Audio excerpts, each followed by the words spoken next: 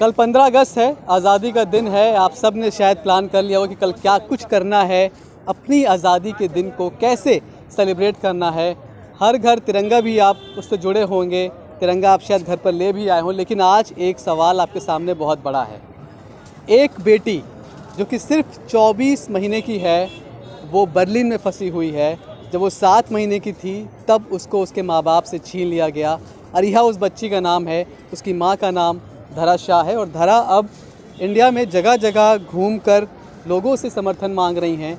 आज भी ये दिल्ली के राजीव चौक मेट्रो स्टेशन पर पहुंची हैं, पालिका बाज़ार सामने हैं, और वो लोगों को अपनी बच्ची की कहानी बता रही हैं।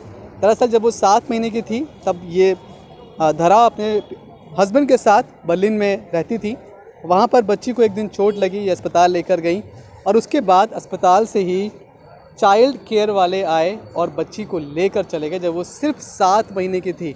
तमाम सारे आरोप लगाए गए धरा और उनके हस्बैंड पर, लेकिन जांच में सारे आरोप गलत साबित हुए। उसके बाद भी बर्लिन में इनके पेरेंटल राइट्स को टर्मिनेट कर दिया गया। कहा यह गया कि आप माता पिता बनने के लायक नहीं हैं, आप बच्चे का पोषण सही से नहीं कर सकते, इसलिए बच्ची को हम रख रहे हैं। पहले धरा और उनके हस्बैंड बच्ची से मिल पाते थे, लेकिन अब उसके बाद उसका मिलना भी बंद कर दिया है। चाइल्ड केयर सोसाइटी ने पहले मुलाकात होती थी महीने में एक बार, लेकिन अब वो भी बंद कर दी गई है। उसके बाद वीडियो कॉल पर कुछ दिन बातचीत कराई बच्ची से, लेकिन अब पूरी तरह से इस मामले को बंद कर दिया गया है। सरकार इस मामले में क्या कर रही है? धरा अहमदाबाद की रहने वाली हैं, वहाँ पर बहुत दिन तक प्रोटेस्ट करती रहीं। उसके बाद दिल्ली आकर ये जगह जगह जा रही हैं, लोगों से मिल रही हैं। विदेश मंत्रालय में भी इनकी मीटिंग्स हुई हैं, लेकिन वहाँ से भी अभी तक कोई ख़ास एफर्ट होता हुआ दिखाई नहीं पड़ रहा है। भारत सरकार इस पूरे मामले में इतनी कमज़ोर दिखाई पड़ रही है कि धरा का ये कहना है कि खुद इंडियन एम्बेसी को भी नहीं पता है कि बच्ची को कहाँ रखा गया है।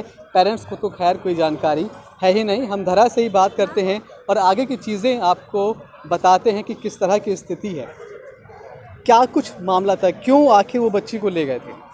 बच्ची को एक्सटर्नल पेरिनियल एरिया में चोट लग गई थी। हम खुद डॉक्टर के पास लेके गए थे।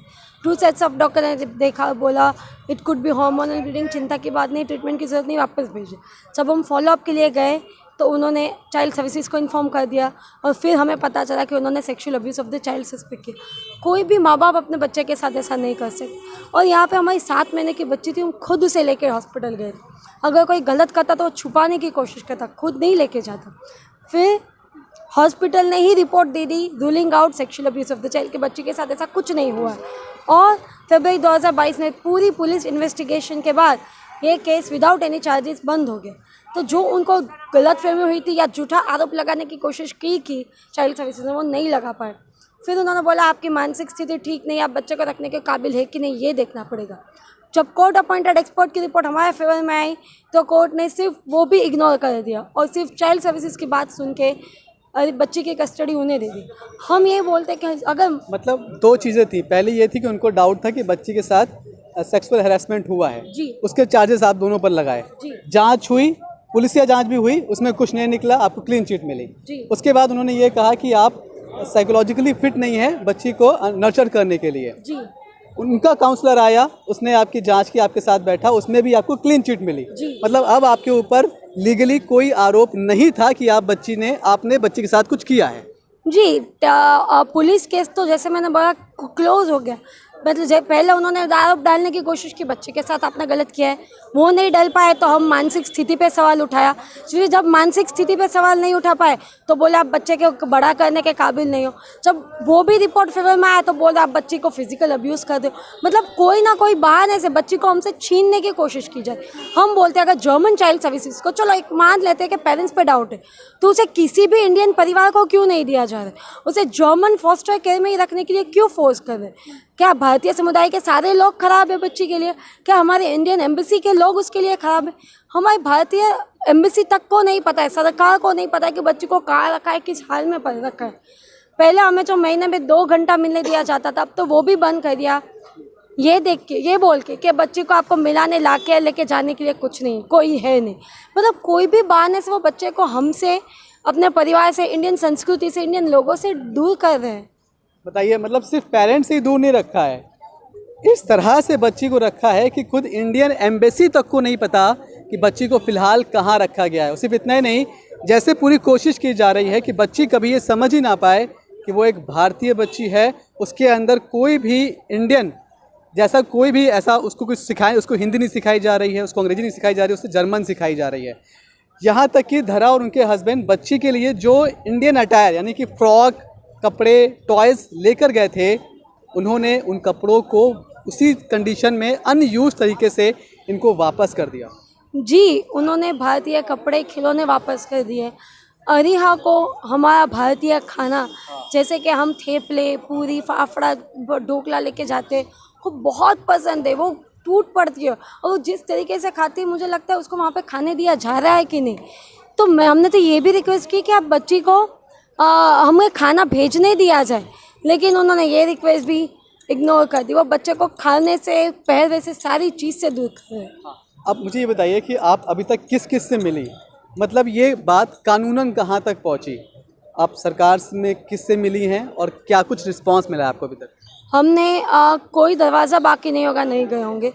गुजरात के होम मंत्री श्री, गुजरात के सीएम भूपेंद्र जी, महाराष्ट्र के सीएम, बहुत सारे सांसद, जया बच्चन जी, प्रियंका चतुर्वेदी जी, सब पक्ष विपक्ष छोड़ के बच्ची को भारत आना चाहिए इसके लिए सारे लोग इकट्ठे हुए हैं, सारे सरकार को समर्थन दे रहे। पर पिछले हफ्ते जब विदेश मंत्रालय के अधिकारों से बात हुई तो मैं थोड़ा मायूस हो गई, क्योंकि जो ऑफिसर ये केस 2 साल से देख रहा था, उन्हें केस की सारे फैक्ट्स पता नहीं है। तो मुझे लगता है हमारे माननीय प्रधानमंत्री जी को भी शायद सारे फैक्ट्स नहीं बताए गए हैं। इसलिए मैं खुद आपके माध्यम से मोदी जी से रिक्वेस्ट करना चाहती हूँ, प्लीज़ मोदी जी, भारतीय बच्ची की मदद कीजिए। आप अपनी कीमती समय में से 2 मिनट दीजिए ताकि मैं सारी चीज़ आपको रख सकूँ। मोदी जी प्लीज़ મને 2 મિનિટનો સમય આપો કે હું મારી દીકરીની વાત તમને મોકલી શકું અને તમે જ અરિહાને બચાવી શકો છો। भारत सरकार की आप गंभीरता समझ रहे हैं? जो अधिकारी 2 साल से केस को फॉलो कर रहे थे, उनको ही केस के सारे पॉइंटर्स नहीं पता थे। अब तो अधिकारी भी चेंज हो गया है, नए अधिकारी कब संज्ञान लेंगे पता नहीं, लेकिन अब ये जनता के बीच में आई हैं, तमाम लोग भी इनके साथ जुड़े हैं। इस मामले को इस तरह से भी देखिए कि जो आरोप थे वो धरा और उनके पति पर थे, लेकिन वो खुलेआम आराम से घूम रहे हैं, लोगों से बात कर रहे हैं। लेकिन जो बच्ची है वो असल में कैद में है। जो पीड़ित थी, जिसको उन्होंने पहले पीड़ित माना, अब वो उसे प्रताड़ित कर रहे हैं अपने पास रख के। एक सवाल मेरा ये है कि आप लोग लगातार ये भी कोशिश कर रहे हैं कि अगर केस चलना ही है तो वो केस इंडिया ट्रांसफ़र हो जाए। क्या आप लोग किसी भी तरह की जांच के लिए तैयार हैं? अगर वो केस इंडिया ट्रांसफ़र होता है तो आप चाहते हैं कि यहाँ पर भी कोई जांच करनी सरकार को, पुलिस को, तो वो कर ले, आपको कोई दिक्कत नहीं है? जी बिल्कुल, हम लोग सही है, इसीलिए 2 साल से बेटी के लड़ पा रहे। हम तो चाहेंगे अगर सरकार जांच करेगी तो सारी चीज़ें बाहर आएगी कि जर्मन डॉक्टर्स ने कितनी बड़ी गलती की है। उनकी गलती की सजा जो हम और हमारा परिवार भुगत रहे। हम सारी प्रकार की जांच करने के लिए भी रेडी है, हम सही है, हमने कुछ गलत नहीं किया, हम हमारी बच्ची को प्यार करते इसीलिए आज यहाँ पे खड़े हैं। इतनी कोशिशें आप लोगों ने कर ली, लेकिन ऐसा लगता है कि ऐसे जर्मन सरकार एकदम तुली पड़ी है कि बच्ची को हमें ही पालना है। ऐसा क्या उनका इंटरेस्ट है जो वो एक बच्ची को छोड़ने के लिए तैयार नहीं हो रहे हैं? मैं आपको पूछूंगी कि चलो पेरेंट्स ठीक नहीं है, मान लिया उनकी बात 1 मिनट के लिए, ऐसा क्या है कि वो किसी भी भारतीय परिवार को बच्ची नहीं दे रहे? ऐसा क्या है कि वो भारत सरकार को बच्ची नहीं दे रहे? क्या उन्हें लगता है भारत सरकार अपने भारतीय छोटी सी बच्ची का ध्यान नहीं रख सकते? ऐसा तो क्या उनको फ़ायदा है कि ये लोग ऐसा कर रहे हैं? ये आप सोचिए किस तरह का फ़ायदा उन्हें होता है। आप लोगों ने कुछ जो रिपोर्ट्स पढ़ी हैं, कुछ ऐसा क्या वहाँ और भी विदेशी हैं बर्लिन में जिनके बच्चों को वो ले लेते हैं? जी, हम पहले केसेस नहीं है, जर्मनी में बहुत सारे बच्चों को ले लिया जाता है। ऐसा हमने एक आंकड़े में पढ़ा है कि 50,000 बच्चों को ऑलमोस्ट ले लिया है, कहीं पे पढ़ा था। बहुत सारे इमिग्रेंट पेरेंट्स के साथ कांटेक्ट में, रोमानिया के परिवार, कोलंबियन परिवार, तुर्किश परिवार, जो जिनके साथ सेम हुआ है। और जब तक रोमानियन गवर्नमेंट ने इंटरवेन नहीं किया, रोमानियन सरकार ने फुल इंटरवेन किया, फिर ही फरवरी 2023 में उनके 7 बच्चे लौटा दिए गए। कोलंबिया के सरकार ने इंटरवेन किया और उनके 6 बच्चे वापस आ गए। तुर्की सरकार ने इंटरवेन किया और मार्च 2022 में उनके 200 बच्चों को, जी हाँ, 200 बच्चों को उन्होंने छुड़वाया।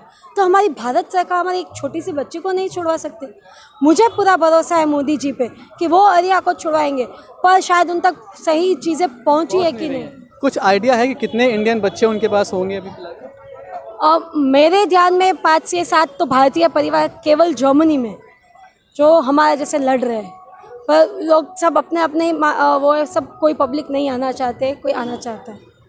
ये अरिहा के नाना हैं, ये अरिहा की मौसी हैं, जो कि लोगों को समझाने की, बताने की कोशिश कर रहे हैं कि क्या कुछ चल रहा है। किंजल, ये बताइए, अगर लोग आपसे जुड़ना चाहें, आपकी मदद करना चाहें, तो उन्हें क्या करना होगा, कैसे आप मदद कर सकते हैं?